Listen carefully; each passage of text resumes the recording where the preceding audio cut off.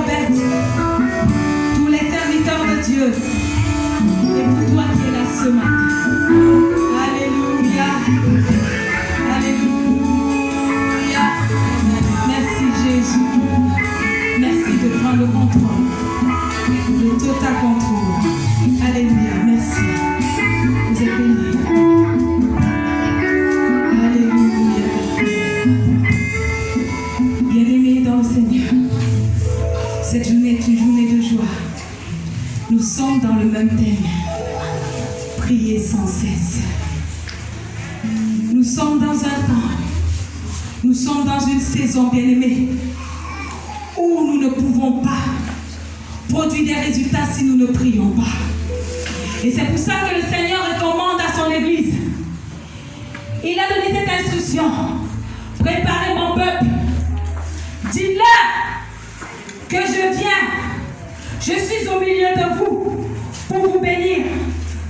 Attendez-moi en prière. Priez sans cesse. Bien-aimé, c'est la volonté de Dieu que tu pries.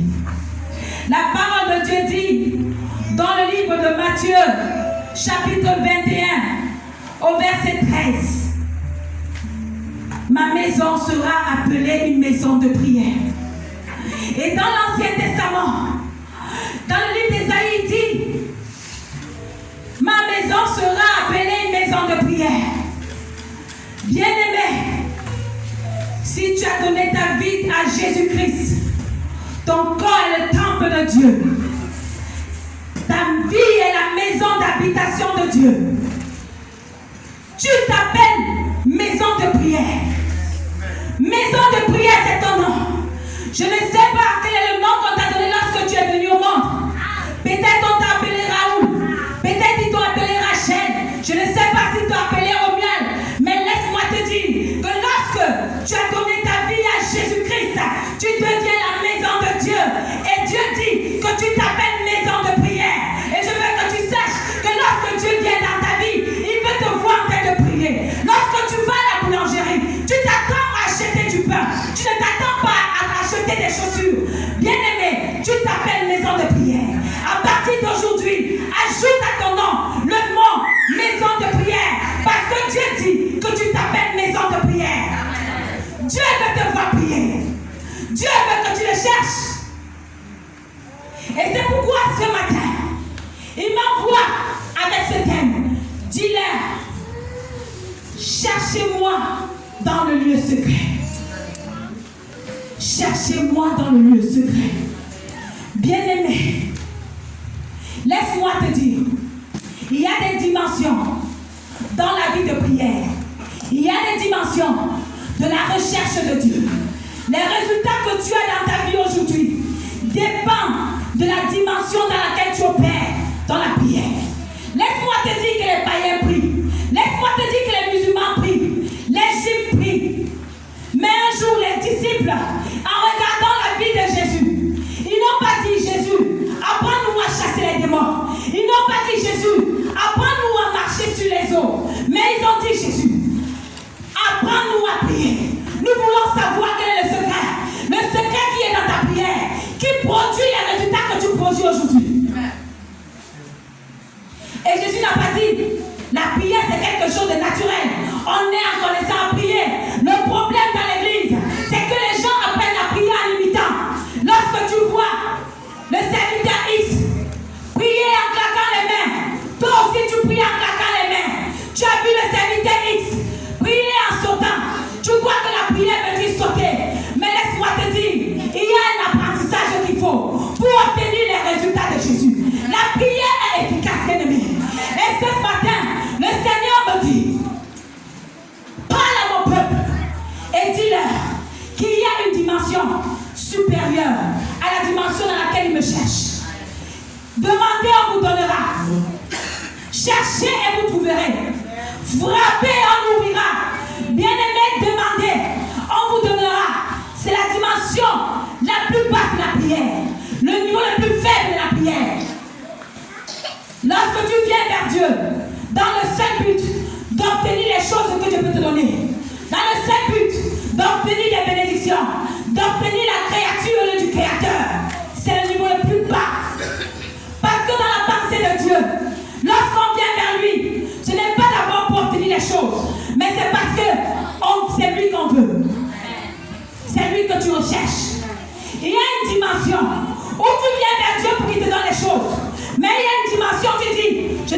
choses, c'est toi que je veux.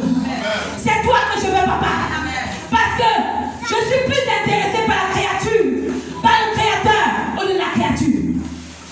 Il y a un moment donné, tu viens, tu dis, Seigneur, donne-moi le mariage. Seigneur, donne-moi les enfants. Seigneur, donne-moi le travail. Seigneur, je veux l'argent. C'est le demander. Même les païens demandent. Et Dieu, comme il est bon, il donne. Même si tu ne demandes pas, il peut te donner. Mais il y a une dimension pour celui-là qui veut connaître Dieu. Celui-là qui veut aller avec Dieu. Il dit, Seigneur, je ne viens pas vers toi seulement pour dire les choses. Mais c'est toi que je veux. C'est toi que je cherche. Parce que Dieu se cherche.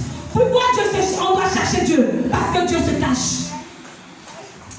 Bien aimé, vous devez comprendre que dans le monde spirituel, dans le royaume de Dieu, il y a des principes. Les choses grandes, les choses glorieuses, les choses nobles, les choses importantes, Dieu les cache.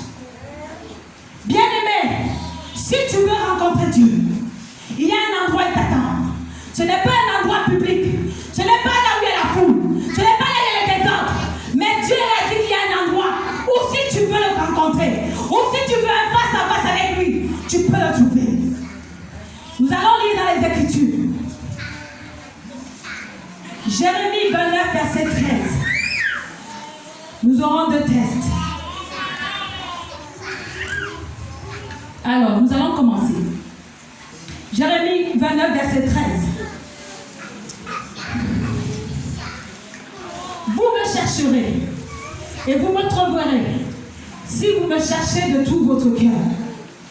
Nous lisons Matthieu chapitre 6 du verset 5 à 7. Matthieu chapitre 6 du verset 5 à 7.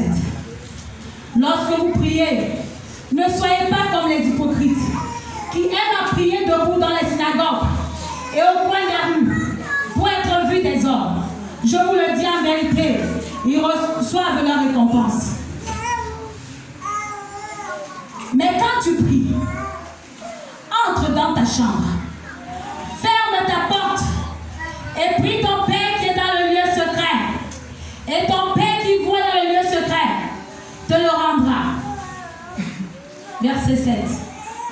En priant, ne multipliez pas de vaines paroles, comme les païens qui s'imaginent qu'à force de paroles, ils seront exaucés. Bien-aimés dans le Seigneur, ici c'est la réponse de Jésus-Christ à la requête des disciples qui ont demandé, Seigneur, apprends-nous à prier. À la suite de ces versets, Jésus-Christ apprend de notre Père. Mais les gens ne savent pas qu'avant que Jésus-Christ enseigne de notre Père, il avait d'abord fait des remarques sur la prière. Jésus-Christ